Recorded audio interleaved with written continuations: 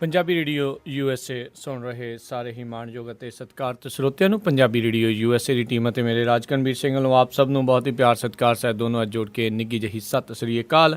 ਸਭ ਨੂੰ ਜੀਆਂ ਨੂੰ ਆਖਦੇ ਹਾਂ। ਸਰੋਤੋ ਪ੍ਰੋਗਰਾਮ ਲੈ ਕੇ ਹਾਜ਼ਰ ਹੋ ਚੁੱਕੇ ਹਾਂ। ਪ੍ਰੋਗਰਾਮ ਖਬਰ ਤੇ ਨਜ਼ਰ ਪ੍ਰੋਗਰਾਮ ਦੇ ਵਿੱਚ ਅੱਜ ਦੇ ਦਿਨ ਸਾਡੇ ਨਾਲ ਜੁੜ ਰਹੇ ਨੇ ਸੁਸ਼ੀਲ ਦਸਾਂਝ ਜੀ, ਚੰਡੀਗੜ੍ਹ ਸਟੂਡੀਓਜ਼ ਤੋਂ ਇਸ ਟਾਈਮ ਸਾਡੇ ਨਾਲ ਜੁੜ ਚੁੱਕੇ ਨੇ। ਸੁਸ਼ੀਲ ਜੀ, ਜੀ ਆਇਆਂ ਨੂੰ, ਸਤਿ ਸ੍ਰੀ ਅਕਾਲ ਹੈ ਜੀ। ਬਹੁਤ ਬਹੁਤ ਮਿਹਰਬਾਨੀ ਰਾਜਕਰਨਵੀਰ ਸਿੰਘ ਜੀ ਤੇ ਪੰਜਾਬੀ ਰੇਡੀਓ USA ਦੇ ਸਾਰੇ ਸਰੋਤਿਆਂ ਨੂੰ ਵੀ ਸੁਸ਼ੀਲ ਦਸਾਂਝ ਦੀ ਪਿਆਰ ਭਰੀ ਸਤਿ ਸ੍ਰੀ ਅਕਾਲ, ਆਦਾਬ ਤੇ ਨਮਸਕਾਰ। ਤੇ ਦੋਸਤੋ, ਖਬਰ ਤੇ ਨਜ਼ਰ ਪ੍ਰੋਗਰਾਮ 'ਚ ਤੁਹਾਡੇ ਮੁਖਾਤਬ ਹਾਂ। ਮੇਰੇ ਨਾਲ ਨੇ ਰਾਜਕਰਨਵੀਰ ਸਿੰਘ ਜੀ ਤੇ ਅੱਜ ਅਸੀਂ ਪੰਜਾਬ ਤੋਂ ਲੈ ਕੇ ਦੇਸ਼ ਦੁਨੀਆ ਦੀਆਂ ਗੱਲਾਂ ਕਰਾਂਗੇ, ਕੁਝ ਵਿਸਥਾਰਤ ਚਰਚਾ ਕਰਾਂਗੇ। ਖਬਰ ਤੇ ਨਜ਼ਰ 'ਚ ਦੇਖਣ ਦੀ ਕੋਸ਼ਿਸ਼ ਕਰਾਂਗੇ ਕਿ ਅਸਲ ਜੜ ਕਿਸੇ ਮਸਲੇ ਦੀ ਕੀ ਹੈ ਤੇ ਗੱਲਬਾਤ ਦਾ ਸਿਲਸਿਲਾ ਸ਼ੁਰੂ ਕਰਨਗੇ ਰਾਜਕਰਨਵੀਰ ਸਿੰਘ ਜੀ। ਪ੍ਰੋਗਰਾਮ ਸ਼ੁਰੂ ਕਰਨ ਤੋਂ ਪਹਿਲਾਂ ਸਾਡੇ ਅੱਜ ਦੇ ਪ੍ਰੋਗਰਾਮ ਖਬਰ ਤੇ ਨਜ਼ਰ ਉਹਨਾਂ ਦੇ ਸਪਾਂਸਰ ਦਾ ਧੰਨਵਾਦ ਕਰਨਾ ਚਾਹੁੰਦੇ ਹਾਂ, ਖਾਲਸਾ ਇੰਸ਼ੋਰੈਂਸ ਏਜੰਸੀ ਵਾਲੇ, ਜਿਨ੍ਹਾਂ ਦੇ ਕੋਲੋਂ ਤੁਸੀਂ ਹਰ ਤਰ੍ਹਾਂ ਦੀ ਇੰਸ਼ੋਰੈਂਸ ਕਰਵਾ ਸਕਦੇ ਹੋ। ਘਰਾਂ, ਕਾਰਾਂ, life, taxi, commercial, apartment, restaurant ਦੀ ਇੰਸ਼ੋਰੈਂਸ ਜਿਹੜੀ ਕਰਦੇ ਨੇ। ਇਹਨਾਂ ਦਾ ਫੋਨ ਨੰਬਰ 408 272 2500 408 272 2500।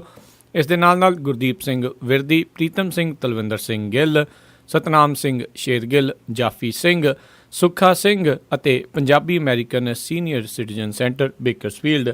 ਅਸੀਂ ਇਹਨਾਂ ਸਾਰਿਆਂ ਦਾ ਬਹੁਤ ਬਹੁਤ ਧੰਨਵਾਦ ਕਰਦੇ ਹਾਂ। ਜੇ ਤੁਸੀਂ ਜਾਂ ਕੋਈ ਹੋਰ ਕਾਰੋਬਾਰ ਇਸ ਪ੍ਰੋਗਰਾਮ ਨੂੰ ਸਪਾਂਸਰ ਕਰਨਾ ਚਾਹੁੰਦੇ ਹੋਣ, ਉਸ ਦੇ ਲਈ ਸੰਪਰਕ ਕਰ ਸਕਦੇ ਹੋ। ਨੰਬਰ 408 722 7698 408 722 7698 ਦੇ ਉੱਤੇ। ਅਤੇ ਸੁਸ਼ੀਲ ਦੀ ਗੱਲਬਾਤ ਦਾ ਸਿਲਸਿਲਾ ਜਿਹੜਾ ਸ਼ੁਰੂ ਕਰਦੇ ਹਾਂ ਇਸ ਟਾਈਮ ਪੰਜਾਬ ਦੀ ਸਿਆਸਤ ਨੂੰ ਲੈ ਕੇ। ਅਤੇ ਪੰਜਾਬ ਦੇ ਵਿੱਚ ਜਿਹੜੇ ਹਾਲਾਤ ਮੋਗੇ ਕਾਂਡ ਤੋਂ ਬਾਅਦ ਦੇ ਵਿੱਚ ਜਿਹੜੇ ਬਾਦਲ ਦੀਆਂ ਬੱਸਾਂ ਤੋਂ ਬਾਅਦ ਦੇ ਵਿੱਚ ਜਿੱਦਾਂ ਕੁੜੀ ਅਤੇ ਉਸ ਦੀ ਮਾਂ ਨੂੰ ਉੱਥੋਂ ਧੱਕਾ ਮਾਰ ਦਿੱਤਾ ਗਿਆ ਬੱਸ 'ਚੋਂ, ਚੱਲਦੀ ਬੱਸ 'ਚੋਂ, ਅਤੇ ਲੇਟੈਸਟ ਤਾਜ਼ਾ ਜਾਣਕਾਰੀ ਉਸ ਤੋਂ ਲੈ ਕੇ ਕੀ ਹੈਗੀ ਆ? ਦੇਖੋ, ਕਾਫੀ ਸਾਰੀਆਂ ਜਾਣਕਾਰੀਆਂ ਤੁਹਾਡੇ ਕੋਲ ਹਨ ਪਹਿਲਾਂ ਹੀ, ਤੇ ਮੈਂ ਉਹ ਗੱਲਾਂ ਦੁਹਰਾਉਂਦਾ ਨਹੀਂ, ਪਰ ਮੈਂ ਜਿਹੜੀਆਂ ਇੱਕ ਦੋ ਗੱਲਾਂ ਇਹ 'ਚ ਬੜੀਆਂ ਇੰਪੋਰਟੈਂਟ ਕਰਨੀਆਂ ਚਾਹੁੰਦਾ। ਨੰਬਰ ਇੱਕ ਤਾਂ ਮੈਂ ਇਹ ਕਹਿਣਾ ਚਾਹੁੰਦਾ ਵੀ ਜਿਹੜਾ ਦਾਮਨੀ ਕਾਂਡ ਹੋਇਆ ਸੀ ਦਿੱਲੀ ਵਾਲਾ, ਇਹ ਮੋਗੇ ਵਾਲਾ ਜਿਹੜਾ ਕਾਂਡ ਆ ਉਹਦੇ ਤੋਂ ਵੀ ਜ਼ਿਆਦਾ ਭਿਆਨਕ ਹੈ। ਉਹਦਾ ਕਾਰਨ ਮੈਂ ਦੱਸਦਾ ਜੀ। ਦਾਮਨੀ ਕਾਂਡ ਜਿਹੜਾ ਹੋਇਆ ਉਹ ਰਾਤ ਦਾ ਵੇਲਾ ਸੀ ਤੇ ਉਸ ਬੱਸ ਦੇ ਵਿੱਚ ਜਿਹੜਾ ਬੱਸ ਦਾ ਅਮਲਾ ਸੀ ਉਸ ਤੋਂ ਬਿਨਾਂ ਕੋਈ ਨਹੀਂ ਸੀ। ਕੁਝ ਉਹਨਾਂ ਦੇ ਯਾਰ ਦੋਸਤ ਚੜਾਏ ਹੋਏ ਸੀ ਤੇ ਬੜੀ ਕਹਿ ਲਓ ਵੀ ਜ਼ਾਲਮਾਨਾ ਤਰੀਕੇ ਦੇ ਨਾਲ ਉਸ ਬੱਚੀ ਦੇ ਨਾਲ ਸਾਰਾ ਕੁਝ ਹੋਇਆ, ਆਪਾਂ ਨੂੰ ਪਤਾ। ਪਰ ਜਿਹੜਾ ਇੱਥੇ ਹੋਇਆ ਮੋਗੇ ਦੇ ਵਿੱਚ ਦਿਨ ਦਿਹਾੜੇ ਹੋਇਆ, ਤੇ ਸਭ ਤੋਂ ਜਿਹੜੀ ਪਿੰਚ ਕਰਨ ਵਾਲੀ ਗੱਲ ਹੈ, ਦੁਖੀ ਕਰਨ ਵਾਲੀ ਗੱਲ ਹੈ, ਉਹ ਇਹ ਹੈ ਕਿ ਭਾਵੇਂ ਸਵਾਰੀਆਂ ਘੱਟ ਸੀ ਪਰ 5-7 ਸਵਾਰੀਆਂ ਉਸ ਬੱਸ ਦੇ ਵਿੱਚ ਸੀਗੀਆਂ। ਤੇ ਜਿਹੜਾ ਸਭ ਤੋਂ ਦੁੱਖ ਵਾਲੀ ਗੱਲ ਮੈਂ ਕਹਿ ਰਿਹਾ ਉਹ ਇਹ ਹੈ ਵੀ ਉਹ ਬੱਚੀ ਦੇ ਨਾਲ, ਉਹਦੀ ਮਾਂ ਦੇ ਨਾਲ ਇੰਨਾ ਕੁਝ ਹੋ ਰਿਹਾ ਸੀ ਤੇ ਉਹ ਜਿਹੜੀ 5-7 ਸਵਾਰੀਆਂ ਵੀ ਬੈਠੀਆਂ ਸੀ ਉਹ ਦੇਖ ਕੇ ਅਣਦੇਖਾ ਕਰ ਰਹੀਆਂ ਸੀ। ਮੇਰਾ ਸਵਾਲ ਸਿਰਫ ਇਹ ਹੈ ਕਿ ਉਹ ਪੰਜਾਬ, ਜਿਸ ਪੰਜਾਬ ਬਾਰੇ ਦਾਅਵੇ ਕੀਤੇ ਜਾਂਦੇ ਆ ਕਿ ਪੰਜਾਬੀ ਅਣਖੀ ਬੜੇ ਹੁੰਦੇ ਹੈ, ਪੰਜਾਬੀਆਂ ਦੀ ਜ਼ਮੀਰ ਬੜੀ ਹੈ, ਪੰਜਾਬੀ ਬੜੀ ਬਹਾਦਰ ਕੌਮ ਹੈ, ਉਹ ਪੰਜਾਬੀ ਜਿਹੜੇ ਇੱਦਾਂ ਦੇ ਦਾਅਵੇ ਕਰਦੇ ਹੈ, ਉਹ ਪੰਜਾਬ ਦੀ ਕੌਮ, ਪੰਜਾਬੀ ਜਿਹੜੀ ਕਮਿਊਨਿਟੀ ਦਾ ਜਿਹੜਾ ਭਾਈਚਾਰਾ, ਪੰਜਾਬੀ ਬਹਾਦਰੀ ਕਿੱਥੇ ਚਲੇ ਗਈ? ਅਸੀਂ ਆਪਣੀ ਪਿੱਠ ਆਪ ਹੀ ਖੁਰਕੀ ਜਾਂਦੇ ਹਾਂ, ਆਪਣੀ ਪਿੱਠ ਤੇ ਆਪ ਹੀ ਖੁਰ ਕੇ ਸ਼ਾਬਾਸ਼ ਆਪਣੇ ਆਪ ਨੂੰ ਆਪ ਹੀ ਦੇਈ ਜਾਂਦੇ ਆ।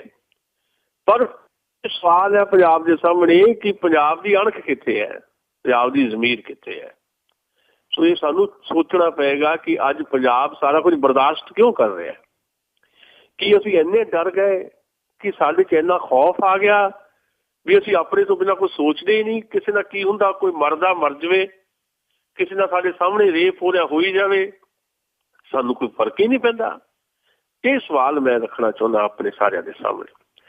ਦੂਜੀ ਗੱਲ, ਜਿਹੜੀ ਤਾਜ਼ਾ ਜਾਣਕਾਰੀ ਜਿਹੜੀ ਤੁਹਾਡੇ ਨਾਲ ਸਾਂਝੀ ਕਰਨਾ ਕਿ ਇਹਦੇ 'ਚ ਇੱਕ ਅਖਬਾਰ, ਸਾਰੀਆਂ ਅਖਬਾਰਾਂ ਨੇ ਲਾਈਆਂ ਖਬਰਾਂ, ਇੱਕ ਅਖਬਾਰ ਦੀ ਜਿਹੜੀ ਹੈਗੀ ਆ ਹੈਡਲਾਈਨ, ਨਾ ਪੋਸਟਮਾਰਟਮ ਨਾ ਅੰਤਮ ਸੰਸਕਾਰ, ਸਿਰਫ ਸਿਆਸਤ। ਇਸ ਗੱਲ ਤੇ ਹੁਣ ਸਿਆਸਤ ਹੋ ਰਹੀ ਹੈ। ਬੱਚੀ ਦਾ ਪੋਸਟਮਾਰਟਮ ਨਹੀਂ ਹੋਇਆ, ਅਲਟੀਮੇਟਲੀ ਤਾਂ ਪੋਸਟਮਾਰਟਮ ਹੋਣਾ, ਸੰਸਕਾਰ ਵੀ ਹੋ ਰਿਹਾ। ਪਹਿਲਾਂ ਕੀ ਕੀਤਾ, ਪਹਿਲੇ ਦਿਨ ਤਾਂ ਇਸ ਸਾਰੀ ਚੀਜ਼ ਨੂੰ ਗਲਤ ਰੰਗਤ ਦੇਣ ਦੀ ਕੋਸ਼ਿਸ਼ ਕੀਤੀ ਗਈ। ਜਿਸ ਦਿਨ ਇਹ ਖਬਰ ਆਈ ਉਸ ਦਿਨ ਇਸ ਤਰ੍ਹਾਂ ਖਬਰ ਪੇਸ਼ ਕੀਤੀ ਗਈ ਕਿ ਉਹ ਬੱਚੀ ਤੇ ਉਹਦੀ ਮਾਂ ਨੇ ਬੱਸ ਤੋਂ ਛਾਲ ਮਾਰੀ ਹੈ। ਜਦੋਂ ਸੋਸ਼ਲ ਮੀਡੀਆ ਤੇ ਬਾਕੀ ਸਾਰੇ ਜਨਤਕ ਤੌਰ ਦੇ ਉੱਤੇ ਉਹਦਾ ਵਿਰੋਧ ਹੋਇਆ ਤੇ ਗੱਲ ਸੱਚ ਸਾਹਮਣੇ ਆਇਆ, ਪੰਜਾਬ ਪੁਲਿਸ ਦੇ ਚੀਫ ਸਮੇਤ ਸਿੰਘ ਸੈਣੀ ਨੂੰ ਮੰਨਣਾ ਪਿਆ ਕਿ ਨਹੀਂ ਉਹਨਾਂ ਨੇ ਛਾਲ ਨਹੀਂ ਮਾਰੀ, ਉਹਨਾਂ ਨੂੰ ਧੱਕਾ ਦਿੱਤਾ ਗਿਆ। ਬੀਬੀ ਹਰਸਿਮਰਤ ਕੌਰ ਬਾਦਲ ਪਾਰਲੀਮੈਂਟ 'ਚ ਕਹਿੰਦੀ ਹੈ, ਇਸ ਤੋਂ ਵੱਡੀ ਲਾਹਨਤ ਵਾਲੀ ਗੱਲ ਕੋਈ ਨਹੀਂ ਹੋ ਸਕਦੀ। ਪਾਰਲੀਮੈਂਟ 'ਚ ਕਿਹਾ ਬੀਬੀ ਹਰਸਿਮਰਤ ਕੌਰ ਬਾਦਲ ਨੇ, ਇਹ ਬੱਸ ਕਿਹੜੀ ਕੰਪਨੀ ਦੀ ਹੈ ਮੈਂ ਪਤਾ ਕਰੂੰਗੀ, ਬੱਸ ਬਾਦਲਾਂ ਦੀ ਹੈ। ਤੇ ਪਾਰਲੀਮੈਂਟ 'ਚ ਬੀਬੀ ਹਰਸਿਮਰਤ ਕੌਰ ਬਾਦਲ ਕਹਿ ਰਹੀ ਬੱਸ ਪਤਾ ਨਹੀਂ ਕਿਹੜੀ ਕੰਪਨੀ ਦੇ, ਤਾਂ ਮਾਲਕ ਕੌਣ ਹੈ ਮੈਂ ਪਤਾ ਕਰੂੰਗੀ ਜੀ। ਇਸ ਤੋਂ ਜ਼ਿਆਦਾ ਸ਼ਰਮਨਾਕ ਗੱਲ ਨਹੀਂ ਕੋਈ ਹੋ ਸਕਦੀ। ਇਸ ਤੋਂ ਅੱਗੇ ਫਿਰ ਜਦੋਂ ਗੱਲ ਸਾਡੇ ਸਾਰੀ ਸਾਹਮਣੇ ਆ ਗਈ ਹੈ, ਉਸ ਤੋਂ ਬਾਅਦ ਉਹ ਲੜਕੀ ਦੇ ਪਿਤਾ ਨੂੰ ਪਰਸੋਂ ਰਾਤ ਇੱਕ ਜਿਪਸੀ ਆਈ ਹੈ ਤੇ ਬਿਠਾ ਕੇ ਲੈ ਗਈ ਹੈ ਤੇ ਉਹ 5 ਲੱਖ ਰੁਪਏ ਦੇ ਸਮਝੌਤਾ ਕਰਕੇ ਘਰ ਆ ਗਿਆ ਉਹਦਾ ਪਿਓ ਲੜਕੀ ਦਾ ਜੀ, ਗਵਾਹ ਦੇ ਵਿੱਚ ਉਹਦੇ ਤੋਂ ਸਾਈਨ ਲੈ ਕੇ ਖਾਲੀ ਕਾਗਜ਼ਾਂ ਤੇ। ਜਦੋਂ ਆ ਕੇ ਉਹਨੇ ਘਰ ਦੱਸਿਆ ਤੇ ਘਰ ਦੇ ਸਾਰੇ ਉਹਦੇ ਪੇਸ਼ ਪਏ ਤੇ ਬਾਕੀ ਜਨਤਕ ਜਥੇਬੰਦੀਆਂ ਵੀ, ਪਾਰਟੀਆਂ ਵਾਲੀਆਂ ਵੀ ਜਦੋਂ ਆਉਣੇ ਸ਼ੁਰੂ ਹੋ ਗਏ ਤੇ ਉਹ ਸਮਝੌਤਾ ਤੋੜਤਾ ਉਹਨਾਂ ਨੇ। ਤੇ ਹੁਣ ਰਾਤ 20 ਲੱਖ 'ਚ ਸਮਝੌਤਾ ਹੋ ਰਿਹਾ ਸੀ ਕਿ 20 ਲੱਖ ਦੀ ਗ੍ਰਾਂਟ ਦਿੱਤੀ ਜਾਊਗੀ, 100 ਦੀ ਨੌਕਰੀ ਦਿੱਤੀ ਜਾਊਗੀ। ਉੱਥੇ ਸਾਰੀਆਂ ਪੋਲੀਟੀਕਲ ਪਾਰਟੀਆਂ ਨੇ ਮੁਜ਼ਾਹਰੇ ਵੀ ਕੀਤੇ, ਰੈਲੀਆਂ ਵੀ ਕੀਤੀਆਂ, ਪਰ ਸਾਰਿਆਂ ਨੇ ਇੱਕ ਰਾਏ 'ਚ ਕਿਹਾ ਕਿ ਸਾਨੂੰ ਇਹ ਸਮਝੌਤਾ ਮਨਜ਼ੂਰ ਨਹੀਂ ਹੈ। ਹੁਣ ਪੀੜਤ ਪਰਿਵਾਰ ਦੀ ਮੰਗ ਇਹ ਹੈ ਕਿ 50 ਲੱਖ ਰੁਪਏ ਦਾ ਮੁਆਵਜ਼ਾ ਦਿੱਤਾ ਜਾਏ, ਇੱਕ ਮੈਂਬਰ ਨੂੰ ਪਰਿਵਾਰ ਦੇ ਨੂੰ ਨੌਕਰੀ ਮਿਲੇ ਸਰਕਾਰੀ। ਜਿਹੜੀ ਇਹ ਕੰਪਨੀ ਹੈ ਆਰਬਿਟ ਕੰਪਨੀ ਹੈ, ਇਹਦਾ ਪਰਮਿਟ ਕੈਂਸਲ ਹੋਵੇ ਤੇ ਜ਼ਖਮੀ ਜਿਹੜੀ ਔਰਤ ਹੈ ਉਹਦਾ ਮੁਫਤ ਇਲਾਜ ਹੋਵੇ, ਇਹ ਮੰਗ ਹੈ ਇਸ ਵੇਲੇ। ਅਸੀਂ ਇੱਥੇ ਇਹ ਕਹਿਣਾ ਚਾਹੁੰਦੇ ਹਾਂ ਕਿ ਇਹ ਮੰਗ ਤਾਂ ਵਾਜਬ ਮੰਗਾ, ਚਲੋ ਜਿਹੜੀ ਲੋੜ ਹੈ ਮੁਆਵਜ਼ਾ ਵੀ ਮਿਲਣਾ ਚਾਹੀਦਾ, ਸਾਰਾ ਕੁਝ ਹੈ, ਪਰ ਜਿਹੜੇ ਕਾਤਲ ਹੈ ਉਹਨਾਂ ਦੇ ਖਿਲਾਫ ਕੀ ਹੋਇਆ? ਜੀ ਜੀ, ਉਹ ਜਿਹੜੇ 4 ਮੁਲਜ਼ਮ ਹੈ ਕੇਵਲ ਉਹੀ ਨਹੀਂ ਕਾਤਲ ਸਾਡਾ ਇਹ ਸਿਸਟਮ ਹੈ, ਇਸ ਸਿਸਟਮ ਨੂੰ ਰਨ ਕਰਨ ਵਾਲੇ ਜਿਹੜੇ ਲੋਕ ਹੈ ਉਸ ਕੰਪਨੀ ਦੇ ਮਾਲਕਾਂ ਦੇ ਖਿਲਾਫ ਕੀ ਹੋਇਆ? ਜੀ, ਮੈਨੂੰ ਯਾਦ ਆਉਂਦਾ ਦਿੱਲੀ ਦਾ ਜਿਹੜਾ ਕਾਂਡ ਹੋਇਆ, ਉੱਥੇ ਜਿਹੜੀ ਉਸ ਬੱਸ ਦੇ ਵਿੱਚ ਜਿਹੜਾ ਕਾਰਾ ਕੀਤਾ ਗਿਆ, ਉਸ ਬੱਸ ਦਾ ਪਰਮਿਟ ਵੀ ਕੈਂਸਲ ਕੀਤਾ ਗਿਆ, ਉਸ ਕੰਪਨੀ ਦੇ ਸਾਰੇ ਪਰਮਿਟ ਕੈਂਸਲ ਕੀਤੇ ਗਏ, ਉਸ ਕੰਪਨੀ ਦੇ ਮਾਲਕਾਂ ਦੇ ਖਿਲਾਫ ਵੀ ਕੇਸ ਦਰਜ ਕੀਤਾ ਗਿਆ, ਉਹਨਾਂ ਨੂੰ ਵੀ ਦੋਸ਼ੀ ਮੰਨਿਆ ਗਿਆ। ਇੱਥੇ ਕਿਉਂ ਨਹੀਂ ਪੰਜਾਬ ਦੇ ਵਿੱਚ? ਜੀ, ਸੋ ਇਹ ਪੰਜਾਬ ਦੀ ਅਣਖ ਨੂੰ ਇੱਕ ਕੁਐਸਚਨ ਹੈ, ਸਵਾਲ ਹੈ। ਇਸ ਗੱਲ ਤੇ ਲੜਾਈ ਆਉਣ ਵਾਲੇ ਸਮੇਂ ਦੇ ਵਿੱਚ ਬਣਨੀ ਚਾਹੀਦੀ ਹੈ ਪੰਜਾਬ 'ਚ। ਜੀ ਜੀ ਬਿਲਕੁਲ, ਜਿੱਦਾਂ ਦੱਸਿਆ ਵੀ ਵੱਖ-ਵੱਖ ਪਾਰਟੀਆਂ ਆ, ਉਹਨਾਂ ਨੇ ਵੀ ਜਿਹੜੇ ਰੋਸ ਪ੍ਰਦਰਸ਼ਨ ਕੀਤੇ, ਚੱਕੇ ਜਾਮ ਵੀ ਇਸ ਦੇ ਵਿੱਚ ਕੀਤੇ। ਅਤੇ ਜਿੱਦਾਂ ਤੁਸੀਂ ਇਹ ਗੱਲ ਆਖੀ ਵੀ ਕੰਪਨੀ ਨੂੰ ਕੀ ਸਜ਼ਾ ਮਿਲੀ, ਜੇ ਸਰਕਾਰ ਨੇ ਹੀ ਜਿਹੜੇ ਉਹ ਪੈਸੇ ਦੇ ਦੇਣੇ ਆ, ਮੁਆਵਜ਼ਾ ਸਰਕਾਰ ਵੱਲੋਂ ਹੀ ਜਾਣਾ ਆ, ਤੇ ਕੰਪਨੀ ਦੇ ਉੱਤੇ ਕੀ ਬਣੇਗਾ। ਤੇ ਨਾਲ ਹੀ ਇਸ ਦੇ ਜੁੜੀ ਹੋਈ ਮੈਂ ਗੱਲ ਕਰਦਾ ਵੀ ਨਵਜੋਤ ਕੌਰ ਸਿੱਧੂ ਨੇ ਜਿਹੜੇ ਉਹਨਾਂ ਨੇ ਵੀ ਆਰਬਿਟ ਬੱਸਾਂ ਬੰਦ ਕਰਨ ਦਾ ਹੋਕਾ ਦਿੱਤਾ। ਦੇਖੋ, ਨਵਜੋਤ ਕੌਰ ਸਿੱਧੂ ਵਿਧਾਇਕ ਹੈ, MLA ਹੈ ਭਾਰਤੀ ਜਨਤਾ ਪਾਰਟੀ ਵੱਲੋਂ ਅੰਮ੍ਰਿਤਸਰ ਤੋਂ, ਤੇ ਨਵਜੋਤ ਸਿੰਘ ਸਿੱਧੂ ਦੀ ਪਤਨੀ ਹੈ। ਨਵਜੋਤ ਸਿੰਘ ਸਿੱਧੂ ਕਾਫੀ ਸਮੇਂ ਕਰਾਚ ਰਿਹਾ ਬਾਦਲਾਂ ਦੇ ਨਾਲ, ਅੱਜ ਕੱਲ੍ਹ ਉਹ ਚੁੱਪ ਹੈ, ਕਾਰਨ ਕੀ ਹੈ ਮੈਂ ਨਹੀਂ ਜਾਣਦਾ, ਪਰ ਨਵਜੋਤ ਕੌਰ ਸਿੱਧੂ ਅਕਸਰ ਕੋਈ ਏਦਾਂ ਦੇ ਬਿਆਨ ਜ਼ਰੂਰ ਦੇ ਦਿੰਦੀ ਹੈ ਜਿਹਦੇ ਤੋਂ ਇਹ ਲੱਗਦਾ ਹੈ ਕਿ ਉਹ ਥੋੜਾ ਵੱਖਰਾ ਹੋ ਕੇ ਚੱਲਣਾ ਚਾਹੁੰਦੇ ਆ। ਜੀ, ਨਵਜੋਤ ਕੌਰ ਸਿੱਧੂ ਨੇ ਕਿਹਾ ਕਿ ਜਿਹੜੀ ਆਰਬਿਟ ਕੰਪਨੀ ਹੈ ਇਹਦੇ ਤੇ ਕਾਰਵਾਈ ਹੋਣੀ ਚਾਹੀਦੀ ਹੈ, ਨੋ ਡਾਊਟ ਉਹ ਦੋਸ਼ੀ ਹੈ ਕੰਪਨੀ, ਤੇ ਅਸੀਂ ਵੀ ਸਮਝੇ ਗੱਲ ਤੇ। ਭਾਰਤੀ ਜਨਤਾ ਪਾਰਟੀ ਦਾ ਕਰੈਕਟਰ ਕੀ ਹੈ? ਜੀ, ਕਮਲ ਸ਼ਰਮਾ ਜਿਹੜਾ ਭਾਰਤੀ ਜਨਤਾ ਪਾਰਟੀ ਦਾ ਪ੍ਰੈਜ਼ੀਡੈਂਟ ਹੈ, ਉਹ ਕਹਿੰਦਾ ਨਹੀਂ ਜੀ ਉਹ ਦਿੱਲੀ ਵਾਲਾ ਮਸਲਾ ਹੋਰ ਹੈ ਤੇ ਪੰਜਾਬ ਵਾਲਾ ਮਸਲਾ ਹੋਰ ਹੈ। ਜਾਣੀ ਭਾਰਤੀ ਜਨਤਾ ਪਾਰਟੀ ਜਿਹੜੀ ਛੋਟੀ ਭਾਈਵਾਲ ਹੈ ਸਰਕਾਰ ਦੇ ਵਿੱਚ, ਉਹ ਵੀ ਸਰਕਾਰ ਦੇ ਵਿੱਚ ਰਹਿਣ ਵਾਸਤੇ ਜਿਹੜੀ ਆਪਣੀ ਜ਼ਮੀਰ ਹੈ ਉਹਨੂੰ ਗਹਿਣੇ ਉਹ ਰੱਖ ਚੁੱਕੀ ਹੈ ਭਾਰਤੀ ਜਨਤਾ ਪਾਰਟੀ। ਜੇ ਨਵਜੋਤ ਕੌਰ ਸਿੱਧੂ ਨੇ ਗੱਲ ਉਠਾਈ ਹੈ, ਉਹਦੇ ਤੇ ਮੈਨੂੰ ਲੱਗਦਾ ਗੱਲ ਉੱਠਣੀ ਹੋਰ ਚਾਹੀਦੀ ਸੀ। ਭਾਰਤੀ ਜਨਤਾ ਪਾਰਟੀ ਇਸ ਗੱਲ ਲਈ ਮਜਬੂਰ ਕਰੇ ਸ਼੍ਰੋਮਣੀ ਅਕਾਲੀ ਦਲ ਨੂੰ ਵੀ ਸਭ ਤੋਂ ਜ਼ਿਆਦਾ ਬਦਨਾਮੀ ਜਿਹੜੀ ਹੋ ਰਹੀ ਹੈ ਸਰਕਾਰ ਦੀ, ਸ਼੍ਰੋਮਣੀ ਅਕਾਲੀ ਦਲ ਦੀ ਲੀਡਰਸ਼ਿਪ ਕਰਕੇ ਹੋ ਰਹੀ ਹੈ। ਬਹੁਤ ਸਾਰੇ ਥਾਵਾਂ ਤੇ ਪੰਜਾਬ ਦੇ ਵਿੱਚ ਏਦਾਂ ਦੇ ਕੇਸ ਹੈ ਜਿਹਨਾਂ ਕੇਸਾਂ 'ਚ ਸਿੱਧੇ ਤੌਰ ਦੇ ਸਥਾਨਕ ਪੱਧਰ ਤੇ ਡਿਸਟ੍ਰਿਕਟ ਲੈਵਲ ਤੇ ਜਿਹੜੇ ਅਕਾਲੀ ਆਗੂ ਸ਼ਾਮਲ ਰਹੇ ਆ। ਜੀ, ਚਾਹੇ ਉਹ ਥਾਣੇਦਾਰ ਦਾ ਕਤਲ ਹੋਵੇ ਪੱਟੀ ਦੇ ਵਿੱਚ, ਚਾਹੇ ਉਹ ਫਰੀਦਕੋਟ ਵਾਲਾ ਸ਼ਰੂਤੀ ਕਾਂਡ ਹੋਵੇ ਜਿਸ ਚੋਂ ਨਿਸ਼ਾਨ ਸਿੰਘ ਕੁੜੀ ਨੂੰ ਅਗਵਾ ਕਰਕੇ ਲੈ ਗਿਆ ਸੀ, ਸਾਰੇ ਕੇਸ ਤੁਸੀਂ ਦੇਖ ਲਓ, ਉਹਨਾਂ ਵਿੱਚ ਕਿਤੇ ਨਾ ਕਿਤੇ ਇਨਵੋਲਵਮੈਂਟ ਜਿਹੜੀ ਹੈ ਉਹ ਅਕਾਲੀ ਦਲ ਦੀ ਰਹਿੰਦੀ ਹੈ, ਅਕਾਲੀ ਦਲ ਦੇ ਲੀਡਰਾਂ ਦੀ ਰਹਿੰਦੀ ਹੈ। ਫਿਰ ਉਹ ਬਚ ਜਾਂਦੇ ਆ। ਜੀ, ਅਮਰਿੰਦਰ ਨੇ ਵੀ ਅੱਜ ਕੁਐਸਚਨ ਖੜਾ ਕੀਤਾ ਵੀ ਹਰ ਟਾਈਮ ਜਿਹੜਾ ਪੰਜਾਬ 'ਚ ਹੋ ਰਿਹਾ ਉਹਦਾ ਕਨੈਕਸ਼ਨ ਕਿਉਂ ਜੁੜਦਾ ਜਾ ਕੇ ਸ਼੍ਰੋਮਣੀ ਅਕਾਲੀ ਦਲ ਦੇ ਨਾਲ? ਇਹਦਾ ਜਵਾਬ ਕਿਹਦੇ ਕੋਲ ਆ? ਇਹ ਜਵਾਬ ਬਾਦਲਾਂ ਦੇ ਕੋਲ ਹੋਣਾ ਚਾਹੀਦਾ। ਉਹ ਜਵਾਬ ਨਹੀਂ ਦੇ ਰਹੇ। ਬਾਦਲ ਸਾਹਿਬ ਨੇ ਕੀ ਕਿਹਾ? ਬਾਦਲ ਸਾਹਿਬ ਨੇ ਵੀ ਕਿਹਾ, ਸੁਖਬੀਰ ਬਾਦਲ ਨੇ ਵੀ ਕਿਹਾ, ਇੱਕੋ ਗੱਲ ਕਹੀ ਉਹਨਾਂ ਨੇ, ਕਹਿੰਦੇ ਬਹੁਤ ਮਾੜੀ ਗੱਲ ਹੈ, ਸਾਡੇ ਵਾਸਤੇ ਤਾਂ ਬਹੁਤ ਦੁੱਖ ਵਾਲੀ ਗੱਲ ਹੈ, ਤੇ ਜਿਹੜੇ ਦੋਸ਼ੀ ਉਹਨਾਂ ਨੂੰ ਸਜ਼ਾਵਾਂ ਵੀ ਦਵਾਈਆਂ ਜਾਣੇ। ਪਰ ਨਾਲ ਦੀ ਨਾਲ ਇਹ ਵੀ ਕਹਿ ਦਿੱਤਾ ਵੀ ਬਾਕੀ ਬੱਸਾਂ 'ਚ ਵੀ ਤਾਂ ਏਦਾਂ ਹੁੰਦਾ ਹੀ ਹੈ। ਜੀ, ਹੁਣ ਦੇਖੋ ਇਹਦੇ ਤੋਂ ਪਤਾ ਲੱਗ ਜਾਂਦਾ ਤੁਹਾਡੀ ਸੰਵੇਦਨਹੀਣਤਾ ਕਿੱਥੇ ਖੜੀ ਹੈ। ਅਸੀਂ ਇੰਨੇ ਸੰਵੇਦਨਹੀਣ ਹੋ ਗਏ, ਕਾਰ ਤੁਹਾਡੀ ਹੈ, ਕੰਪਨੀ ਤੁਹਾਡੀ ਹੈ, ਤੇ ਤੁਸੀਂ ਜਵਾਬ ਇਹ ਦਿਓ ਵੀ ਏਦਾਂ ਬਾਕੀ ਬੱਸਾਂ 'ਚ ਹੁੰਦਾ ਹੀ ਹੈ। ਫਿਰ ਇਹ ਸਾਰਾ ਮਸਲਾ ਹੱਲ ਕਿਹਨੇ ਕਰਨਾ? ਇਸ ਮਸਲੇ ਨੂੰ ਇਸ ਲੈਵਲ ਦੇ ਉੱਤੇ ਜਾ ਕੇ ਹੱਲ ਕਰਕੇ ਲੋਕਾਂ ਨੂੰ ਜਿਹੜੀ ਹੈ ਸਹੀ ਸਰਵਿਸ ਕਿਵੇਂ ਦੇਣੀ ਹੈ, ਇਹਦਾ ਕੋਈ ਜਵਾਬ ਨਹੀਂ ਕਿਸੇ ਦੇ ਕੋਲ। ਅਲਟੀਮੇਟਲੀ ਅਸੀਂ ਇਹ ਗੱਲ ਉਠਾਉਣੀ ਚਾਹੁੰਦੇ ਹਾਂ ਪੰਜਾਬੀ ਰੇਡੀਓ USA ਵੱਲੋਂ ਵੀ ਘੱਟੋ ਘੱਟ ਕੰਪਨੀ ਜਿਹੜੀ ਹੈ, ਕੱਲੀ ਇਹੀ ਕੰਪਨੀ ਨੇ, ਔਰਬਿਟ ਨਹੀਂ, ਬਾਕੀ ਕੰਪਨੀਆਂ ਵੀ ਇਹੀ ਕਰ ਰਹੀਆਂ। ਜੀ ਜੀ, ਜਿੰਨੀਆਂ ਵੀ ਕੰਪਨੀਆਂ ਜਿਹੜੀਆਂ ਆ ਬੱਸਾਂ, ਪ੍ਰਾਈਵੇਟ ਬੱਸਾਂ ਵਾਲੀਆਂ ਕੰਪਨੀਆਂ ਆ, ਉਹਨਾਂ ਦੇ ਕੋਈ ਨੋਰਮਸ ਤੈਅ ਹੋਣੇ ਚਾਹੀਦੇ ਆ, ਕੋਈ ਮਾਪਦੰਡ ਚਾਹੀਦੇ ਆ ਜੀ। ਦੇਖੋ ਜਿਹੜੇ ਪਰਦੇ ਆ, ਸ਼ੀਸ਼ੇ ਕਾਲੇ ਨਹੀਂ ਕਰ ਸਕਦੇ ਤੁਸੀਂ, ਬੱਸਾਂ ਪਰਦੇ ਨਹੀਂ ਲਾ ਸਕਦੇ। ਸਾਰੇ ਪੰਜਾਬ ਧੜੱਲੇ ਨਾਲ ਇਹਨਾਂ ਦੀਆਂ ਬੱਸਾਂ ਚੱਲਦੀਆਂ, ਪਰਦੇ ਲਾ ਕੇ ਕੋਈ ਨਹੀਂ ਰੁਕਦਾ ਜੀ ਜੀ। ਰੂਟ ਪਰਮਿਟ ਘੱਟ ਆ, ਜ਼ਿਆਦਾ ਬੱਸਾਂ ਚਲਾਉਂਦੇ ਆ। ਯਾਰ ਇੱਕ ਰੂਟ ਦੇ ਉੱਤੇ, ਇੱਕ ਪਰਮਿਟ ਦੇ ਉੱਤੇ 4 ਬੱਸਾਂ ਚੱਲ ਰਹੀਆਂ। ਇਹ ਹਾਲਤ ਬਣੀ ਹੋਈ ਹੈ ਅੱਜ ਪੰਜਾਬ ਦੇ ਵਿੱਚ। ਇਸ ਵੇਲੇ ਜਿਹੜੀ ਔਰਬਿਟ ਬੱਸ ਹੈ, ਉਹਦੇ ਮੋਹਰੇ ਵੀ ਇੱਕ ਜਿਪਸੀ, ਪਿੱਛੇ ਵੀ ਇੱਕ ਜਿਪਸੀ ਚੱਲ ਰਹੀ, ਉਹਨੂੰ ਐਸਕੌਰਟ ਕੀਤਾ ਜਾ ਰਿਹਾ ਜੀ ਜੀ। ਇਸ ਹਾਲਤ ਦੇ ਵਿੱਚ ਨਵਜੋਤ ਕੌਰ ਸਿੱਧੂ ਦੀ ਇਹ ਮੰਗ ਕਰਨੀ ਬੜੀ ਵਾਜਬ ਮੰਗ ਹੈ, ਪਰ ਭਾਰਤੀ ਜਨਤਾ ਪਾਰਟੀ ਦੇ ਪ੍ਰੈਜ਼ੀਡੈਂਟ ਨੇ ਉਹਦੀ ਮੰਗ ਨੂੰ ਜਿਹੜਾ ਇੱਕ ਕਿਸਮ ਦਾ ਰੱਦ ਕਰਕੇ ਰੱਖ ਦਿੱਤਾ ਹੈ। ਇਹਦੇ ਤੋਂ ਤੁਸੀਂ ਪਾਰਟੀਆਂ ਦਾ ਕਰੈਕਟਰ ਵੀ ਜਿਹੜਾ ਹੈ ਉਹ ਦੇਖ ਸਕਦੇ ਹੋ ਜੀ ਜੀ।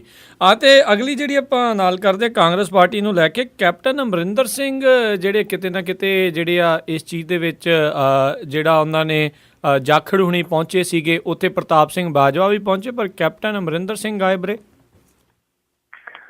ਦੇਖੋ captain Amarinder Singh out of scene ਚੱਲ ਰਹੇ ਆ ਜੀ। ਜਦੋਂ ਤੋਂ ਰਾਹੁਲ ਗਾਂਧੀ ਦੇ ਖਿਲਾਫ ਉਹਨਾਂ ਨੇ ਇਸ ਕਿਸਮ ਦਾ ਬਿਆਨ ਦਿੱਤਾ ਕਿ ਆਲ ਇੰਡੀਆ ਕਾਂਗਰਸ ਪਾਰਟੀ ਦੀ ਜਿਹੜੀ ਪ੍ਰਧਾਨਗੀ ਆ ਹਾਲੇ ਰਾਹੁਲ ਗਾਂਧੀ ਉਹਦੇ ਯੋਗ ਨਹੀਂ ਹੈ, ਸੋਨੀਆ ਗਾਂਧੀ ਨੂੰ ਰਹਿਣਾ ਚਾਹੀਦਾ ਹੈ। ਜਦੋਂ ਵਾਪਸੀ ਹੋਈ ਰਾਹੁਲ ਗਾਂਧੀ ਦੀ ਕਿਸਾਨ ਰੈਲੀ ਦੇ ਰੂਪ ਦੇ ਵਿੱਚ ਦਿੱਲੀ 'ਚ, ਉਸ ਰੈਲੀ ਦੇ ਵਿੱਚ ਤਵੱਜੋ ਨਹੀਂ ਮਿਲੀ ਕੈਪਟਨ ਅਮਰਿੰਦਰ ਨੂੰ, ਉਦੋਂ ਤੋਂ ਆਊਟ ਆਫ ਸੀਨ ਹੈ। ਗਾਇਬ ਗਾਏ ਉਹਨਾਂ ਨੇ ਇੱਕ ਦੋ ਬਿਆਨ ਦਿੱਤੇ, ਅੱਜ ਵੀ ਬਿਆਨ ਦਾ ਮੈਂ ਥੋੜਾ ਜ਼ਿਕਰ ਕੀਤਾ। 4 ਦਿਨ ਪਹਿਲਾਂ ਉਹਨਾਂ ਨੇ ਬਾਦਲ ਦੇ ਸਾਹਿਬ ਦੇ ਖਿਲਾਫ ਇੱਕ ਬਿਆਨ ਦਿੱਤਾ ਵੀ ਇਹਨਾਂ ਨੂੰ ਪੰਥ ਦੀ ਯਾਦ ਆ ਜਾਂਦੀ ਹੈ, ਆਪਣੇ ਨਿੱਜੀ ਹਿੱਤਾਂ ਵਾਸਤੇ ਪੰਥ ਨੂੰ ਵਰਤਦੇ, ਇੱਦਾਂ ਦੇ ਬਿਆਨ ਬੋਲੋ। ਉੱਤੇ ਅਸੀਂ ਸ਼ਾਇਦ ਟਿੱਪਣੀਆਂ ਪਿਛਲੇ ਪ੍ਰੋਗਰਾਮ 'ਚ ਕਰ ਚੁੱਕੇ ਹਾਂ ਜੀ। ਹੁਣ ਮਸਲਾ ਇਹ ਹੈ ਕਿ ਇਸ ਵੇਲੇ ਪ੍ਰਤਾਪ ਸਿੰਘ ਬਾਜਵਾ ਜਿਹੜੇ ਉਹ ਫਰੰਟ ਫੁੱਟ ਤੇ ਹੈ। ਪ੍ਰਤਾਪ ਸਿੰਘ ਬਾਜਵਾ ਨੂੰ ਆਕਸੀਜਨ ਮਿਲ ਗਈ ਕਿਉਂਕਿ ਰਾਹੁਲ ਗਾਂਧੀ ਆਉਣ ਵਾਲੇ ਸਮੇਂ ਦੇ ਵਿੱਚ ਆਲ ਇੰਡੀਆ ਕਾਂਗਰਸ ਦੀ ਕਮਾਨ ਸਾਂਭਣ ਵਾਲੇ ਆ, ਤੇ ਰਾਹੁਲ ਗਾਂਧੀ ਦਾ ਹੱਥ ਜਿਹੜਾ ਉਹ ਪ੍ਰਤਾਪ ਸਿੰਘ ਬਾਜਵਾ ਦੀ ਪਿੱਠ ਤੇ ਹੈ। ਇਸ ਕਰਕੇ ਪ੍ਰਤਾਪ ਸਿੰਘ ਬਾਜਵਾ ਫਰੰਟ ਫੁੱਟ ਤੇ ਹੈ ਤੇ ਕੈਪਟਨ ਅਮਰਿੰਦਰ ਬੈਕ ਫੁੱਟ ਤੇ ਹੈ। ਜਿਹੜੀ ਸੁਨੀਲ ਜਾਖੜ ਹੋਰਾਂ ਨੇ MLA ਇਕੱਠੇ ਕਰਕੇ ਬਾਦਲ ਸਾਹਿਬ ਦੇ ਘਰ ਦੇ ਮੂਹਰੇ ਧਰਨਾ ਲਾਇਆ ਕਿਸਾਨੀ ਦੇ ਇਸ਼ੂ ਨੂੰ ਲੈ ਕੇ, ਉੱਥੇ ਕਾਲ ਨਹੀਂ ਸੀ ਕੀਤਾ ਗਿਆ ਪ੍ਰਤਾਪ ਸਿੰਘ ਬਾਜਵਾ ਨੂੰ। ਪ੍ਰਤਾਪ ਸਿੰਘ ਬਾਜਵਾ ਆਪਣੇ ਆਪ ਹੀ ਆ ਗਏ, ਲੀਡ ਪ੍ਰਤਾਪ ਸਿੰਘ ਬਾਜਵਾ ਲੈ ਗਏ, ਜਾਣੀ ਉਹਨਾਂ ਦਾ ਕੌਨਫੀਡੈਂਸ ਵੱਧ ਗਿਆ ਅੱਗੇ ਨਾਲੋਂ। ਹਾਲੇ ਉਹਨਾਂ ਨੇ 2 ਤਰੀਕ ਨੂੰ ਇੱਕ ਵੱਖਰਾ ਐਲਾਨ ਕੀਤਾ ਹੋਇਆ ਕਿ ਉਹ ਪੰਜਾਬ ਦੇ ਵਿੱਚ ਰੇਲਾਂ ਜਾਮ ਕਰਨਗੇ ਕਾਂਗਰਸ ਪਾਰਟੀ ਵੱਲੋਂ। 3 ਮਈ ਨੂੰ ਉਹਨਾਂ ਨੇ ਔਰਬਿਟ ਬੱਸਾਂ ਘੇਰਨ ਦਾ ਵੀ ਐਲਾਨ ਕਰ ਦਿੱਤਾ। ਇਹ ਸਾਰਾ ਘਟਨਾ ਚੱਕਰ ਇਹ ਦੱਸਦਾ ਵੀ ਪ੍ਰਤਾਪ ਸਿੰਘ ਬਾਜਵਾ ਨੂੰ ਆਕਸੀਜਨ ਮਿਲ ਗਈ ਹੈ, ਉਹ ਕੌਨਫੀਡੈਂਸ 'ਚ ਆ ਗਏ ਹੈ, ਤੇ ਕੈਪਟਨ ਅਮਰਿੰਦਰ ਨੇ ਕੌਨਫੀਡੈਂਸ ਲੂਜ਼ ਕੀਤਾ। ਇਸ ਕਰਕੇ ਉਹ ਜਨਤਕ ਥਾਵਾਂ ਤੇ ਨਹੀਂ ਦਿਖਾਈ ਦੇ ਰਹੇ, ਅਖਬਾਰਾਂ 'ਚ ਕਦੇ ਕਦੇ ਦਿਖਦੇ ਆ। ਪਰ ਕੈਪਟਨ ਅਮਰਿੰਦਰ ਦਾ ਇੱਕ ਸੁਭਾਅ ਵੀ ਹੈ ਜੀ, ਕਈ ਵਾਰੀ ਉਹ ਬਹੁਤ ਦੇਰ ਤੱਕ ਗਾਇਬ ਰਹਿੰਦੇ ਆ, ਫਿਰ ਉਹ ਵਾਪਸ ਆਉਂਦੇ ਆ। ਕੈਪਟਨ ਅਮਰਿੰਦਰ ਦੀ ਇੱਕ ਕੰਮ ਕਰਨ ਦੀ ਸ਼ੈਲੀ ਹੈ, ਸ਼ਾਇਦ ਆਉਣ ਵਾਲੇ ਸਮੇਂ 'ਚ ਉਹ ਕਮਬੈਕ ਕਰਨ।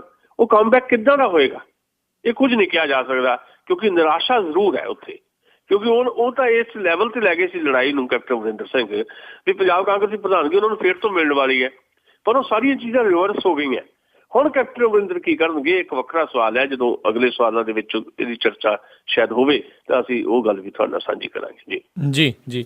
ਅਤੇ ਅਗਲੀ ਜਿਹੜੀ ਆਪਾਂ ਗੱਲ ਕਰਦੇ ਹਾਂ ਬੈਂਸ ਭਰਾਵਾਂ ਨੂੰ ਲੈ ਕੇ, ਉਹਨਾਂ ਨੇ ਅੱਜ ਐਲਾਨ ਕੀਤਾ ਵੀ ਨਾ ਉਹ ਆਮ ਆਦਮੀ ਪਾਰਟੀ ਦੇ ਨਾਲ ਰਲਣਗੇ ਤੇ ਨਾ ਹੀ ਉਹ ਅਕਾਲੀ ਦਲ 'ਚ ਵਾਪਸ ਸ਼ਾਮਲ ਹੋਣਗੇ, ਬਲਕਿ ਜਿਹੜੀਆਂ ਆਉਣ ਵਾਲੀਆਂ ਵਿਧਾਨ ਸਭਾ ਚੋਣਾਂ ਉਸ ਦੇ ਵਿੱਚ 117 ਹਲਕਿਆਂ ਦੇ ਵਿੱਚ ਆਪਣੇ ਜਿਹੜੇ ਕੈਂਡੀਡੇਟ ਆ ਉਹ ਖੜੇ ਕਰਨਗੇ।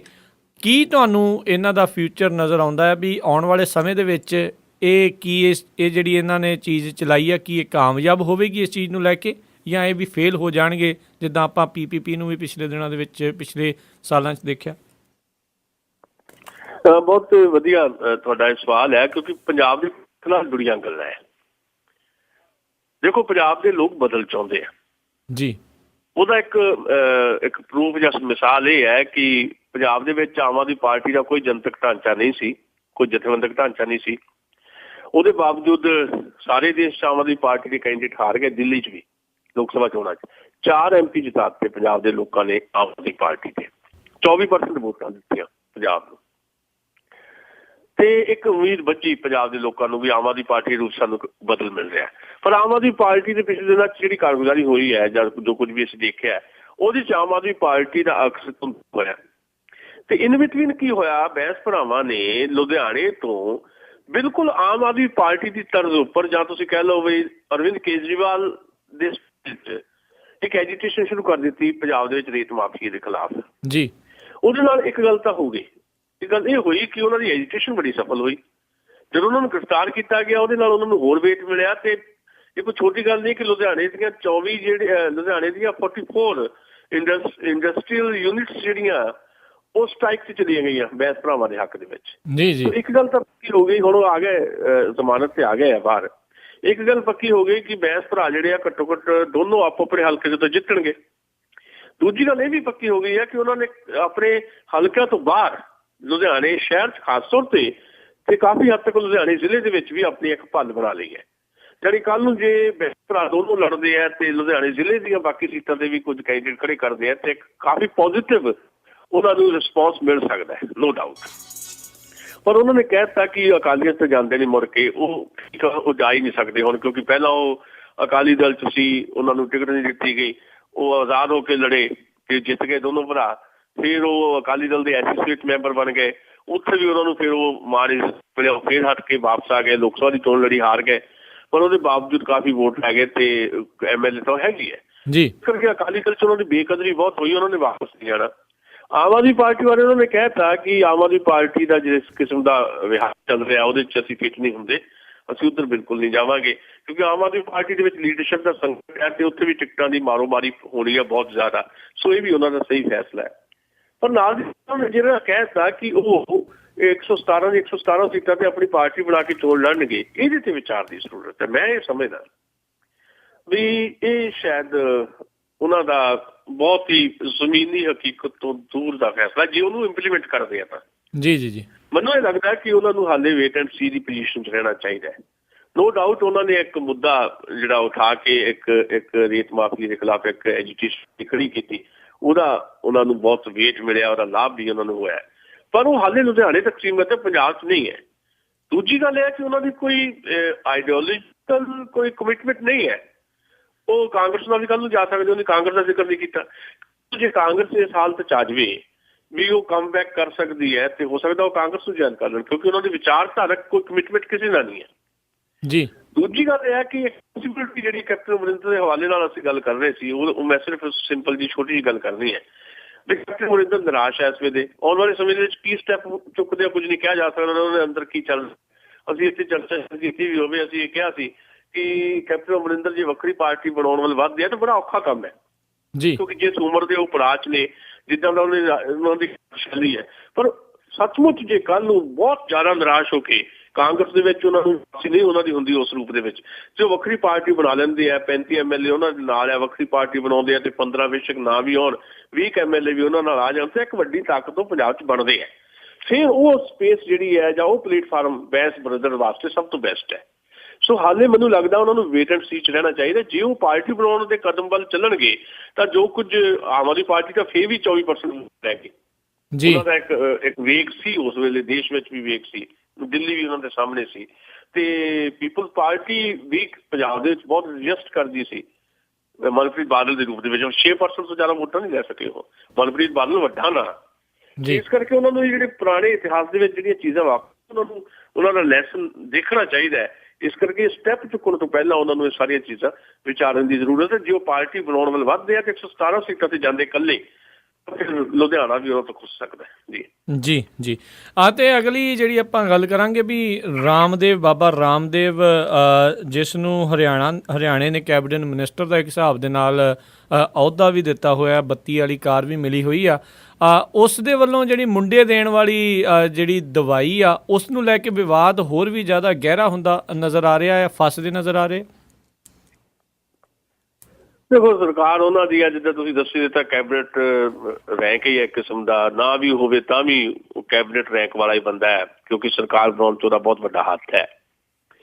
ਤੇ ਨਰਿੰਦਰ ਮੋਦੀ ਦੀ ਸਰਕਾਰ ਹੈ। ਈਵਨ ਜਿਹੜਾ ਖਾਦੀ ਉਦਯੋਗ ਹੈ ਸਾਡਾ, ਉਹ ਸਾਰਾ ਉਦਯੋਗ ਵੀ ਉਹਦੇ ਹਵਾਲੇ ਕਰਨ ਦੀ ਤਿਆਰੀ ਹੈ ਜੀ। ਤੇ ਬਾਬਾ ਰਾਮਦੇਵ ਬਾਰੇ ਮੇਰੀ ਪੱਕੀ ਧਾਰਨਾ ਹੈ ਕਿ ਉਹ ਕੋਈ ਬਾਬਾ ਬੂਬਾ ਨਹੀਂ ਹੈ, ਯੋਗ ਗੁਰੂ ਵਗੈਰਾ ਜੋ ਮਰਜ਼ੀ ਕਹੀ ਜਾਓ, ਕੁਝ ਨਹੀਂ ਹੈ। ਉਹ ਇੱਕ ਬਕਾਇਦਾ ਸ਼ੁੱਧ ਵਪਾਰੀ ਹੈ ਤੇ ਵਪਾਰ ਕਰਦਾ। ਪਹਿਲਾਂ ਵੀ ਵਰਿੰਦਾ ਕਰਤ ਨੇ ਵੀ ਇੱਕ ਵਾਰ ਐਜੀਟੇਸ਼ਨ ਉਹਦੇ ਖਿਲਾਫ ਰੰਭੀ ਸੀ ਵੀ ਜਿਹੜੇ ਮਨੁੱਖੀ ਖੋਪੜੀਆਂ ਉਹਦਾ ਚੂਰਨ ਜਿਹੜਾ ਸਿਵਿਆਂ ਤੋਂ ਚੱਕ ਕੇ ਲਿਆਉਂਦੇ ਆ ਤੇ ਉਹਦਾ ਚੂਰਨ ਜਿਹੜਾ ਵੱਖ-ਵੱਖ ਦਵਾਈਆਂ ਚੋਂ ਪਾਉਂਦੇ ਆ। ਇਹ ਇੰਡੀਆ ਟੂਡੇ ਨੇ ਵੀ ਬਕਾਇਦਾ ਇਹਦੀ ਰਿਪੋਰਟ ਸ਼ਾਇਆ ਕੀਤੀ ਸੀ। ਹੁਣ ਇਹਨਾਂ ਦਿਨਾਂ ਵਿੱਚ KC ਤਿਆਗੀ ਜਿਹੜੇ ਜਨਤਾ ਦਲ ਯੂਨਾਈਟਿਡ ਦੇ ਮੈਂਬਰ ਪਾਰਲੀਮੈਂਟ ਹੈ, ਰਾਜ ਸਭਾ ਦੇ ਵਿੱਚ ਉਹਨਾਂ ਨੇ ਮੁੱਦਾ ਉਠਾਇਆ ਵੀ ਪੁੱਤਰ ਬੀਜਕ ਨਾਂ ਦੀ ਜਿਹੜੀ ਔਸ਼ਧੀ ਇਹ ਵੇਚਦਾ ਹੈ ਰਾਮਦੇਵ, ਇਹਦੀ ਤੇ ਗੱਲ ਉਹ ਵੀ ਬੰਦ ਹੋਣੀ ਚਾਹੀਦੀ ਹੈ। ਉਸ ਤੋਂ ਬਾਅਦ ਇਹਨੇ ਸਫਾਈ ਦਿੱਤੀ ਰਾਮਦੇਵ ਨੇ, ਕਹਿੰਦਾ ਨਹੀਂ ਜੀ ਮੇਰੀ ਦਵਾਈ ਜਿਹੜੀ ਆ ਉਹ ਲਿੰਗ ਆਧਾਰਿਤ ਦਵਾਈ ਨਹੀਂ ਹੈ। ਹੁਣ ਸਾਡਾ ਸਵਾਲ ਹੈ ਜਿਸ ਦਵਾਈ ਦਾ ਨਾਂ ਹੀ ਪੁੱਤਰ ਬੀਜਕ ਹੈ ਜੀ ਉਹ ਫਿਰ ਮੁੰਡਾ ਦੇਣ ਵਾਲੀ ਦਵਾਈ ਹੋ ਗਈ ਨਾ। ਦੂਜੀ ਗੱਲ ਇਸ ਦਵਾਈ ਦੀ ਰਿਸਰਚ ਕੀਤੀ ਗਈ ਇਸ ਦਵਾਈ ਦੇ ਉੱਤੇ PGI ਚੰਡੀਗੜ੍ਹ ਦੇ ਵਿੱਚ, ਜਿਹਦੇ 'ਚ ਗੱਲ ਹੈ ਸਟੀਰਾਇਡ ਇਸ ਦਵਾਈ 'ਚ ਬਹੁਤ ਹੈ। ਇਹ ਦਵਾਈ ਦੀ ਜਿਹੜੇ ਲੋਕ ਵਰਤੋਂ ਕਰ ਰਹੇ ਉਹਨਾਂ ਦੇ ਜਿਹੜੇ ਬੱਚੇ ਪੈਦਾ ਹੋ ਰਹੇ ਆ ਉਹ ਜੀ ਲਿੰਗ ਦੇ ਤੌਰ ਤੇ ਮੰਨ ਲਓ ਕੁੜੀ ਆ ਪਰ ਉਹਦਾ ਜਿਹੜੇ ਹਾਵ ਭਾਵ ਹੈ, ਉਹਦਾ ਚਿਹਰਾ ਮੂਹਰਾ ਜਿਹੜਾ ਹੈ ਉਹ ਮੁੰਡਿਆਂ ਵਾਲਾ ਜੀ, ਅਬਨੋਰਮਲ ਬੱਚੇ ਪੈਦਾ ਹੋ ਰਹੇ ਆ। ਸੋ ਇਹ ਤਾਂ ਕ੍ਰਾਈਮ ਹੈ। ਇਸ ਕ੍ਰਾਈਮ ਦੇ ਖਿਲਾਫ ਕੁਝ ਨਾ ਕੁਝ ਹੋਣਾ ਚਾਹੀਦਾ ਹੈ। ਇਹ ਦਵਾਈ ਦੇ ਉੱਤੇ ਪਾਬੰਦੀ ਤਾਂ ਲੱਗਣੀ ਚਾਹੀਦੀ ਹੈ, ਨਾਲ ਦੀ ਨਾਲ ਇਸ ਕ੍ਰਾਈਮ ਵਾਸਤੇ ਕੁਝ ਸਜ਼ਾ ਤੈਅ ਹੋਣੀ ਚਾਹੀਦੀ ਹੈ। ਪਰ ਕੀ ਹੋਏਗਾ? ਕੁਝ ਨਹੀਂ ਹੋਏਗਾ, ਕਿਉਂਕਿ ਸਰਕਾਰ ਉਹਨਾਂ ਦੀ ਹੈ, ਸਿਸਟਮ ਦੇ ਵਿੱਚ ਉਹਨਾਂ ਦਾ ਸਾਰਾ ਕੁਝ ਜਿਹੜਾ ਚੱਲ ਰਿਹਾ ਹੈ ਤੇ ਇਸ ਵੇਲੇ ਸ਼ੁੱਧ ਤੌਰ ਦੇ ਉੱਤੇ ਆਪਣਾ ਵਪਾਰ ਚਲਾ ਰਿਹਾ ਹੈ। ਤੇ ਪਰ ਐਜੂਕੇਸ਼ਨ ਜੇ ਲੋਕਾਂ ਦੀ ਹੋਵੇ, ਜੇ ਲੋਕ ਉਹਦੇ ਖਿਲਾਫ ਨਿਕਲ ਤੇ ਲਾਜ਼ਮੀ ਇਹ ਜਿਹੜੀਆਂ ਚੀਜ਼ਾਂ ਜਿਹੜੀਆਂ ਵਾਪਰ ਰਹੀਆਂ, ਜਿਹੜੀਆਂ ਲੋਕਾਂ ਦੇ ਖਿਲਾਫ ਇਹ ਸਾਰੀਆਂ ਐਂਟੀ ਪੀਪਲ ਹੈ, ਉਹਨਾਂ ਤੇ ਕਿਤੇ ਨਾ ਕਿਤੇ ਰੋਕ ਲੱਗ ਸਕਦੀ ਹੈ। ਪਰ ਅੱਜ ਦੀ ਤਰੀਕ ਦੇ ਵਿੱਚ ਭਾਰਤੀ ਜਨਤਾ ਪਾਰਟੀ ਦੀ ਅਗਵਾਈ 'ਚ, ਨਰਿੰਦਰ ਮੋਦੀ ਦੀ ਅਗਵਾਈ 'ਚ ਸਰਕਾਰ ਹੈ ਉਹਨਾਂ ਦੀ, ਇਸ ਕਰਕੇ ਕੋਈ ਬਹੁਤ ਜ਼ਿਆਦਾ ਗੰਭੀਰ ਕਿਸਮ ਦਾ ਐਕਸ਼ਨ ਕੋਈ ਉਹਦੇ ਤੇ ਹੋ ਜਾਏਗਾ ਇਹ ਮੈਨੂੰ ਨਹੀਂ ਲੱਗਦਾ ਜੀ। ਤੇ ਜਾਣ ਤੋਂ ਪਹਿਲਾਂ ਅੱਜ ਦੀ ਅਖੀਰਲੀ ਗੱਲ ਮੈਂ ਪੁੱਛਣਾ ਚਾਹਾਂਗਾ ਵੀ ਕਿਸਾਨਾਂ ਦੇ ਮਾਮਲੇ ਨੂੰ ਲੈ ਕੇ ਵੀ ਜਿਹੜੀ ਬਾਦਲ ਸਰਕਾਰ ਆ ਚੰਗੀ ਘੇਰ ਰਹੀ ਆ। ਔਰਬਿਟ ਦਾ ਜਿਹੜਾ ਮਸਲਾ ਹੈ ਬਹੁਤ ਹੀ ਜ਼ਿਆਦਾ ਗੰਭੀਰ ਵੀ ਆ ਤੇ ਇਸ ਦੇ ਵਿੱਚ ਵੀ ਜਿਹੜੀ ਉਹ ਘਿਰ ਰਹੀ ਆ। ਕੀ ਤੁਹਾਨੂੰ ਲੱਗਦਾ ਹੈ ਵੀ ਇਸ ਦੇ ਕਰਕੇ ਕੁਝ ਸਰਕਾਰ ਦੇ ਉੱਤੇ ਕੋਈ ਪ੍ਰੈਸ਼ਰ ਪਵੇਗਾ? ਕਿ ਬਾਹਰਲੀਆਂ ਪਾਰਟੀਆਂ ਇਕੱਠੀਆਂ ਹੋ ਕੇ ਇਹਨਾਂ ਦੇ ਉੱਤੇ ਜ਼ਿਆਦਾ ਪ੍ਰੈਸ਼ਰ ਪਾਉਣਗੀਆਂ ਤੇ ਕੀ ਸਰਕਾਰ ਡਿੱਗ ਸਕਦੀ ਹੈ? ਜਾਂ ਕੀ ਤੁਹਾਨੂੰ ਲੱਗਦਾ ਵੀ ਜਿਹੜੇ ਆਉਣ ਵਾਲੇ ਭਵਿੱਖ ਦੇ ਵਿੱਚ ਕੀ ਹੋ ਸਕਦਾ ਹੈ ਸਰਕਾਰ ਨੂੰ ਲੈ ਕੇ? ਦੇਖੋ ਸਰਕਾਰ ਤਾਂ ਨਹੀਂ ਡਿੱਗਣੀ ਇਹ, ਕਿਉਂਕਿ ਹੁਣ ਤਾਂ BJP ਵੀ ਨਾਲ ਹੈ ਉਹਨਾਂ ਦੇ। ਦੂਜੀ ਗੱਲ ਹੈ ਕਿ BJP ਨਾਲ ਨਾ ਵੀ ਹੋਵੇ ਤਾਂ ਇੱਕ MLA ਉਹਨਾਂ ਦਾ ਘਟਦਾ ਸੀ, ਉਹ ਧੂਰੀ ਤੋਂ ਜਿਤਾ ਕੇ ਉਹਨੇ ਆਪਣੀ ਗਿਣਤੀ ਪੂਰੀ ਕੀਤੀ ਹੋਈ ਹੈ ਜੀ। ਹਾਂ, ਇਹ ਜ਼ਰੂਰ ਹੈ ਕਿ ਸਰਕਾਰ ਦੀ ਬਦਨਾਮੀ ਪਿਛਲੇ ਲੰਮੇ ਸਮੇਂ ਤੋਂ ਹੋ ਰਹੀ ਸੀ। ਉਸ ਬਦਨਾਮੀ ਦੇ ਚੱਲਦਿਆਂ ਇਹ ਨਵੇਂ ਜਿਹੜੇ ਕਾਂਡ ਹੈ, ਖਾਸ ਤੌਰ ਦੇ ਉੱਤੇ ਜਿਹੜਾ ਮੋਗਾ ਵਾਲਾ ਕਾਂਡ ਜਿਹੜਾ ਆ, ਇਹਨੇ ਇਸ ਸਰਕਾਰ ਨੂੰ ਹੋਰ ਜ਼ਿਆਦਾ ਕਲੰਕਿਤ ਕੀਤਾ ਹੈ।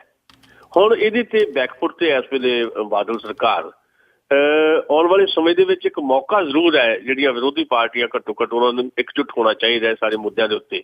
ਜਿਹੜੇ ਜਨਤਕ ਇਸ਼ੂ ਹੈ, ਲੋਕਾਂ ਦੇ ਮੁੱਦੇ ਹੈ, ਉਹ ਸ਼ਾਇਦ ਅੱਜ ਮੌਕਾ ਹੈ ਕਿ ਉਹਨਾਂ ਮੁੱਦਿਆਂ ਦੇ ਉੱਤੇ ਇੱਕ ਸਾਂਝੀ ਜਿਹੜੀ ਹੈ ਲਾਮਬੰਦੀ ਹੋਵੇ ਪੰਜਾਬ ਦੇ ਵਿੱਚ, ਤਾਂ ਜੋ ਪੰਜਾਬ ਦੇ ਵਿੱਚ ਘੱਟੋ ਘੱਟ ਸੁਧਾਰ ਤਾਂ ਹੋਵੇ। ਪੰਜਾਬ ਦੇ ਵਿੱਚ ਮੈਂ ਇਸ ਦਾ ਜ਼ਿਕਰ ਕੀਤਾ, ਇਕੱਲਾ ਔਰਬਿਟ ਦੀ ਦਹਿਸ਼ਤ ਨਹੀਂ ਹੈ।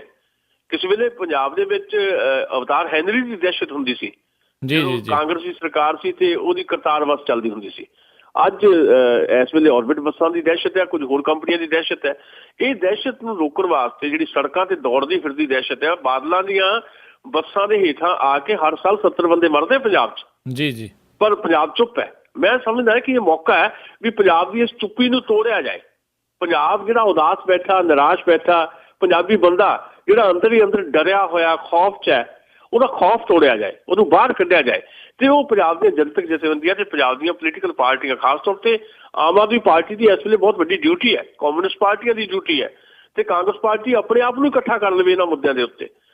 ਪੰਜਾਬ ਦੀ ਜਿਹੜੀ ਹੁਕੂਮਤ ਹੈ ਉਹਨੂੰ ਕੁਝ ਡਰ ਹੋਏਗਾ ਤਾਂ ਉਹ ਇਹਨਾਂ ਮੁੱਦਿਆਂ ਦੇ ਉੱਤੇ ਸ਼ਾਇਦ ਆਉਣ ਵਾਲੇ ਸਮੇਂ ਦੇ ਵਿੱਚ ਕੋਈ ਕਾਨੂੰਨ ਦੀ ਪਾਲਣਾ ਕਰਨ। ਇਸ ਵੇਲੇ ਪੰਜਾਬ 'ਚ ਕੋਈ ਕਾਨੂੰਨ ਦਾ ਰਾਜ ਨਹੀਂ ਹੈ। ਇਸ ਵੇਲੇ ਸੱਚਮੁੱਚ ਹੀ ਪੰਜਾਬ ਦੇ ਵਿੱਚ ਜੰਗਲ ਰਾਜ ਹੈ ਜੀ। ਬਹੁਤ ਬਹੁਤ ਧੰਨਵਾਦ ਸੁਸ਼ੀਲ ਜੀ, ਤੁਸੀਂ ਸਾਡੇ ਨਾਲ ਜੁੜੇ। ਇਹਨਾਂ ਖਬਰਾਂ ਦੇ ਪਿੱਛੇ ਕੀ ਛਿਪਿਆ ਉਹ ਜਾਣਕਾਰੀ ਤੁਸੀਂ ਸਾਡੇ ਨਾਲ ਸਾਂਝੀ ਕੀਤੀ। ਅਗਲੇ ਬੁਲੇਟਿਨ ਤੱਕ ਲਈ ਤੁਹਾਡਾ ਬਹੁਤ ਬਹੁਤ ਧੰਨਵਾਦ, ਬਹੁਤ ਮਿਹਰਬਾਨੀ। ਸਤਿ ਸ੍ਰੀ ਅਕਾਲ। ਸ਼ੁਕਰੀਆ ਜੀ, ਮਿਹਰਬਾਨੀ। ਸੋ ਸੁਣ ਰਹੇ ਸੀ ਆਪਾਂ ਅੱਜ ਦਾ ਪ੍ਰੋਗਰਾਮ ਖਬਰ ਤੇ ਨਜ਼ਰ। ਅੱਜ ਦਾ ਪ੍ਰੋਗਰਾਮ ਹੁਣ ਇੱਥੇ ਹੀ ਸਮਾਪਤ ਹੁੰਦਾ ਆ। ਅਗਲੇ ਬੁਲੇਟਿਨ ਤੱਕ ਲਈ ਮੈਨੂੰ ਰਾਜਕਨਵੀਰ ਸਿੰਘ ਨੂੰ ਵੀ ਇਜਾਜ਼ਤ ਦਿਓ। ਮੇਰੇ ਵੱਲੋਂ ਵੀ ਆਪ ਸਭ ਨੂੰ ਬਹੁਤ ਹੀ ਪਿਆਰ ਸਤਿਕਾਰ ਸਹਿਤ ਦੋਨੋਂ ਹੱਥ ਜੋੜ ਕੇ ਨਿੱਘੀ ਜਿਹੀ ਸਤਿ ਸ੍ਰੀ ਅਕਾਲ। ਜਿਉਂਦੇ ਵਾਸਤੇ ਰਹੋ, ਹੱਸਦੇ ਖੇਲਦੇ ਰਹੋ ਤੇ ਸੁਣਦੇ ਰਹੋ ਜੀ ਪੰਜਾਬੀ ਰੇਡੀਓ USA।